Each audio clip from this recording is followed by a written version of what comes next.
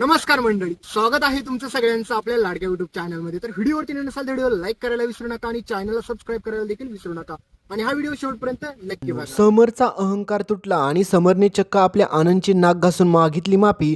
तर आनंद आता समरला माफ करेल का नाही, तर चला संपूर्ण अपडेट जाणून घेऊया। त्यासाठी व्हिडिओ शेवटपर्यंत पहा।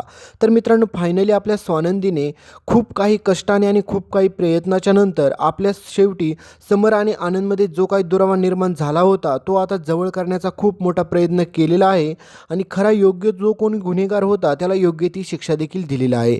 म्हणजेच तुम्ही पाहिलंच असेल की निलिमाचं सत्य आता सगळ्यांसमोर उघड झालेलं असतं, कारण की स्वानंदीने आपल्या एवढं काही कष्ट केलेलं असतं त्याच्यामुळे ह्या निलिमाचा पर्दाफाश झालेला असतो। पण खरा मेन सूत्रधार जो असतो ना निलिमाच्या पाठीमागे उभा, ज्याने कोणी हे सगळं काही करायला सांगितलेलं असतं, तो मात्र शाबूत वाचलेला असतो।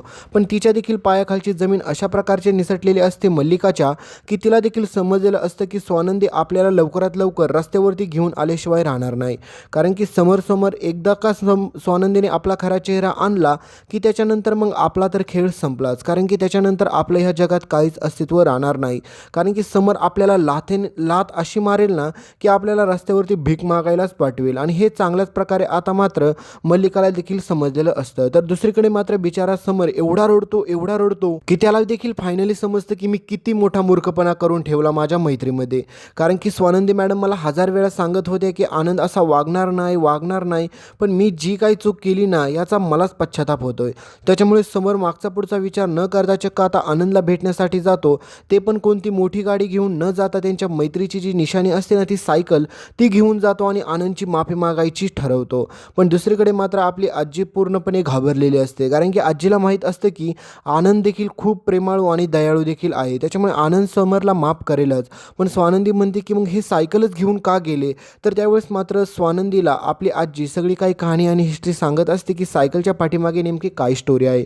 कारण की लहानपणी असताना हे दोघेजण कसे सायकलवरती फिरायचे आणि त्यांची मैत्रीची सगळ्यात मोठी निशाणी म्हणलं तरी ती सायकलच आहे। तर आता पुढे भयानक गोष्ट अशी घडणार आहे की बिचारा आनंद, तर तुम्हाला माहीतच आहे की आधीपासूनच स्वानंदीला म्हणत होता की आपण समरला सगळं सत्य समजल्याच्या नंतर मी जाऊन त्याला स्वतःहून भेटतो। पण आपल्या स्वानंदीने निकिता आणि आनंदला सांगितलेलं असतं की तुम्ही स्वतःहून काहीच करायचं नाहीये, कारण की जेवढं तुम्हाला समर सरांबद्दल वाटतंय ना, तुमच्या मनामध्ये जेवढं प्रेम आहे ना तुमच्या मैत्रीबाबत, तर तेवढं त्या साईडने देखील दिसलं पाहिजे। त्यासाठी मात्र आपली स्वानंदी म्हणते की तुम्ही कुठेच जायचं नाही, त्यांना स्वतःला हे सगळं रिअलाईज झालं पाहिजे आणि ते स्वतः या ठिकाणी आले पाहिजे।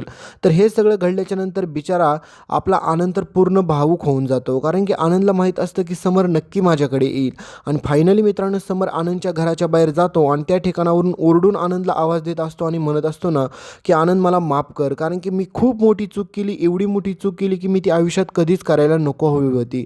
कारण की तुझ्यावरती अविश्वास दाखवला ना, याच्यापेक्षा मोठी चूक माझ्या आयुष्यात मी कोणतीच केली नाही आहे। त्याच्यामुळे मला एकदा माफ कर, मला ती चूक सुधारण्याची एकदा तरी एक संधी देऊन बघ। पण त्यावेळेस मात्र निकिता आणि आनंद हे दोघेजण देखील खिडकीतून हा सगळा काही चाललेला प्रकार पाहत असतात आणि समर बिचारा चक्क गुडघे टेकून आता आनंद समोर बसलेला असतो आणि म्हणत असतो की आनंद एकदा तरी खाली ये। आणि तेवढ्यात मित्रांनो सुरुवात होती आपल्या रिमझिम पावसाची। आणि मित्रांनो, तुम्हाला माहीतच आहे की आनंदला हे सगळं पाहून तर खूप वाईट वाटत असतं।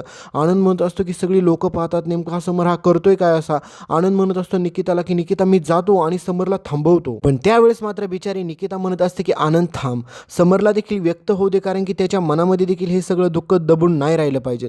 कारण की समरला जे जे काय वाटतंय ना ते सगळं बोलू दे आणि त्याच्यानंतर तो खुशाल जा। तर निकिताला एकीकडे एवढं वाईट वाटत असतं की हे सगळं समरला आमच्यामुळे करावं लागत असतं। त्याच्यामुळे निकिता म्हणत असते की आनंद, आपण खरंच खूप मोठी चूक केली की आपण असं करायलाच मुळात नको हवं होतं, कारण की आपण समरला एकट्यात जाऊन भेटायला हवं होतं। पण सगळी लोक बघतात की समर राजवाडे एवढा मोठा माणूस चक्क ह्या आनंदसाठी का रडत आहे। तर त्या ठिकाणी मित्रांनो पुढे तुम्ही पाहचाल की आपला आनंद आणि समर दोघेजण देखील भेटतात, मिठी मारतात, कडकडून मिठी मारतात आणि समर चक्क आनंद समोर गुडघे टेकतो आणि म्हणतो की आनंद मला माफ कर, कारण की मी तुझ्या माफीच्या लायकीचा देखील नाही आहे। कारण की जर स्वानंदी मॅडम आज नसत्या आणि त्यांनी हे सत्य जर माझ्यासमोर आणलं नसतं तर आपली मैत्री परत अशी कधीच झाली नसती। त्याच्यामुळे सगळं क्रेडिट जातं ते फक्त आणि फक्त स्वानंदी मॅडमला। तर दुसरीकडे मित्रांनो, सगळ्यात मोठी युद्धाची जशी भडक पेटते त्याच प्रकारे मात्र इकडे आता मल्लिकाच्या अंशुमनच्या पायाखालची अशा प्रकारे जमीन सरकलेली असते की त्यांना समजत नसतं आता काय करावं। कारण की समर आणि आनंदमध्ये जी काही फूट पाडण्याचा प्रयत्न केला होता ते सगळं तर आता विस्कटून गेलेलं असतं आणि दुसरीकडे घडलेली असते ही सगळ्यात मोठी भयानक गोष्ट. तर आता मित्रांनो, हीच गोष्ट आता मल्लिका ठरवते की समर आता आनंदसोबत काय करतो हे आपण थोडे दिवस पाहूया, आणि त्याच्यानंतर जर हे दोघे लईच जवळ आले तर त्याच्यानंतर आपल्याला आनंदला संपवावं लागेल. याच्यामुळे आपल्याला याच्या पुढचा मागचा विचार करावा लागणार नाही. आणि दुसरी गोष्ट राहिलं स्वानंदीचा, तर तिचा अशा प्रकारे सूड घेऊया ना की तिने स्वप्नात पण विचार केला नसेल. तर मित्रांनो, हे सगळं तुम्हाला पुढे पाहायलाच भेटेल. तोपर्यंत तुम्ही व्हिडिओला लाईक करा, चॅनलला सबस्क्राईब करा, आणि खाली तुम्हाला हाईपचा ऑप्शन दिसत असेल तर त्याच्यावरती हाईप करा आणि आपल्या व्हिडिओला जास्तीत जास्त बूस्ट करा.